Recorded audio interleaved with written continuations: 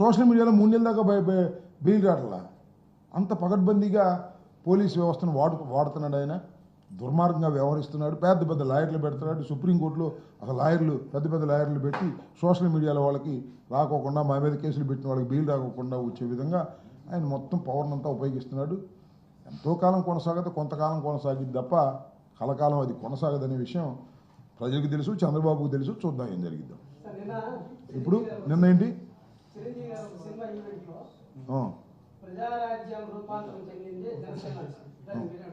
నేనేమన్నా ఆయన ఇష్టం. నేను ఎందుకు అంటాను? అది లేటుగా చెప్పావేంటి అంటాను. ఆయన నేను కాదు, ఆయన ఇప్పుడు దాకా ఎందుకు చెప్పలేదు. చిరంజీవి గారు ప్రజారాజ్యం పార్టీనే తొండ ముదిరి ఊసర వెళ్ళిందంట. అలాగే ప్రజారాజ్యం పార్టీ రూపాంతరం చెంది జనసేన అయిందనే విషయం ఇప్పుడు దాకా ఎందుకు చెప్పలేదు అన్నా నేను. అది నా బాధ. మంచిదే అన్నా తమ్ములు. అయితే రూపాంతరం చెంది ఇలా మారింది కానీ పాపం చిరంజీవి గారు నాకు కూడా బాగా తెలుసు. చాలా మంచివాడు, సౌమ్యుడు. ఒక విధంగా రాజకీయాలకు పెద్దగా పనికొచ్చే వ్యక్తి కాదు. అదేంటి పేరు ప్రజారాజ్యం పార్టీ ముదిరి కాంగ్రెస్లో కలిసింది. ఈ జనసేన కూడా ముదిరి బీజేపీలో కలిసిద్దేమో జాగ్రత్త పడమన్నా. దీన్ని కూడా అలా విలీనం చేసేస్తాడా? అన్నేమో కాంగ్రెస్లో విలీనం చేశాడు, తమ్ముడు బీజేపీలో విలీనం చేస్తాడా అనే సంకేతాలు కనిపిస్తున్నాయి అని చెప్పే మాట ప్రకారం. చిరంజీవి గారు ఏమన్నాడు? ఇది మారి అదేయింది అన్నాడు.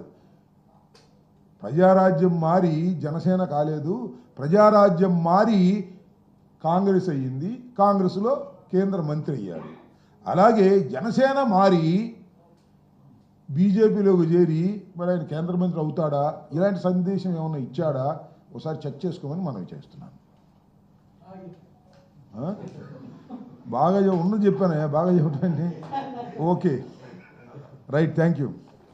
నీకు ఏం కావాలో అది అడుగుతావు అంతే. అది కదా లడ్డూ ప్రసాదం చేసి ఏదేదో అడుగుతున్నారు మీరు. నన్ను ఎక్కడికో తీసుకెళ్తున్నారు మీరు నన్ను.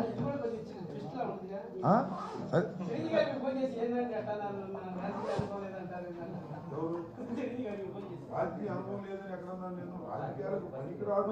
ఆయన మంచోడు అన్న కొద్దిగా కర్కశంగా, కొద్దిగా ధైర్యంగా ఉండాలని నా ఉద్దేశం అంతే తప్ప వేరే అది సర్టిఫికెట్ ఆయనకి నేను ఇచ్చేది.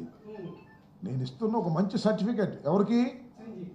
రాజకీయాలకు పనికిరాడంటే అతి మంచివాడు, అతి సౌమ్యుడు, ఎవరినన్నా ఏమైనా విమర్శించాలన్నా కూడా ఎందుకులే అనుకుంటాడు. అట్లా కుదరదు కదా రాజకీయాల్లో. ఇప్పుడు నాకు చాలా సన్నిహితంగా ఉండే అవతల పార్టీలోకి వెళ్ళిన వాళ్ళు కూడా విమర్శిస్తున్నా, నాకు సన్నిహితులైన వాళ్ళు కూడా. అట్లా పార్టీ స్టాండ్ కాబట్టి అలాంటి స్టాండ్ పాపం ఆయన తీసుకోలేడు.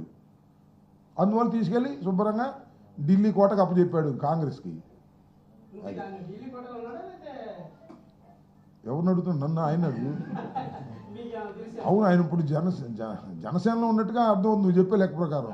ఇది ముదిరి అది తొండ ముదిరి ఓసరి వెళ్ళింది అన్నట్టు.